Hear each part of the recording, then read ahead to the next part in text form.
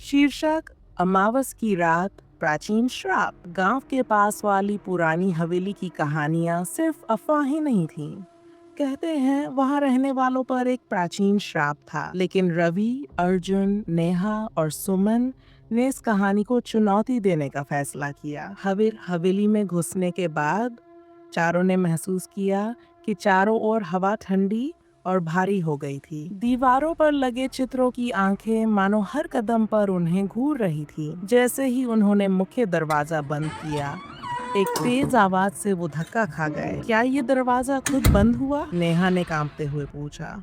खून से लथपथ गुड़िया। जैसे ही वे एक पुराने कमरे में पहुंचे, एक टूटी अलमारी से लाल साड़ी में लिपटी एक गुड़िया गिर पड़ी। उसकी आंखों से खून के आंसू बह रहे थे। सुमन ने गुड़िया उठाने की कोशिश की, लेकिन उसकी उंगलियां छूते ही गुड़िया जोर से चिल्लाई, मुझे मत छुओ। कमरे की सारी खिड़कियां अपने आप खुलने लगीं और एक भयंकर ठंडी हवा ने चारों को झकझोर दिया। जब वे भागने की कोशिश कर रहे थे, तो उन्हें एक लंबी काली छाया दिखाई दी। वह छाया किसी इंसान की तरह दिखती थी, लेकिन उसकी आंखें लाल जलते अंगारे जैसी थीं। उसने धीरे धीरे उनके पास आते हुए कहा, तुमने मेरी शांति भंग की है, अब तुम मेरी दुनिया का हिस्सा बनोगे। अचानक दीवारें खून से लाल हो गई। उन पर किसी ने खरोंचों से लिखा था, भाग सकते हो लेकिन छिप नहीं सकते। मौत का दरवाजा। हवेली में हर दरवाजा बंद हो चुका था।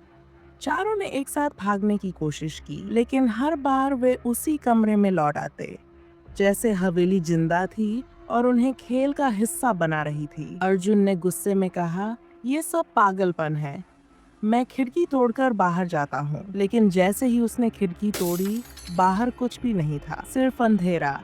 ऐसा अंधेरा जिसे देखकर उसकी चीख निकल गई। भयानक सच। आखिरकार उन्हें हवेली के नीचे एक तहखाने का दरवाजा मिला। जैसे ही उन्होंने उसे खोला, वहां हड्डियों का ढेर था।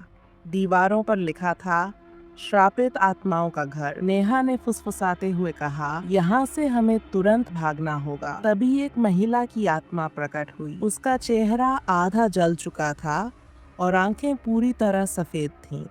उसने चीखते हुए कहा, तुम भी अब इन हड्डियों का हिस्सा बनोगे। अंतहीन भूल-भुलैया। चारों ने दौड़कर भागने की कोशिश की, लेकिन हवेली ने अपना रूप बदल लिया। गलियारे खत्म ही नहीं हो रहे थे। हर मोड़ पर वही छाया उनका पीछा कर रही थी। उनकी चीखें गूंजती रहीं, लेकिन कोई सुनने वाला नहीं था। सुबह होने पर गांव वालों ने देखा कि हवेली की खिड़कियों से धुआं उठ रहा था। चारों दोस्तों का कोई नामो निशान नहीं मिला, लेकिन हवेली के दरवाजे पर खून से लिखा था, अब ये हवेली उनके श्राप की गवाह है। अगली अमावस पर मिलेंगे। ये कहानी बताती है कि कुछ रहस्य इतने खतरनाक होते हैं कि उन्हें छूने की कोशिश ही हमें तबाही की ओर ले जा सकती है।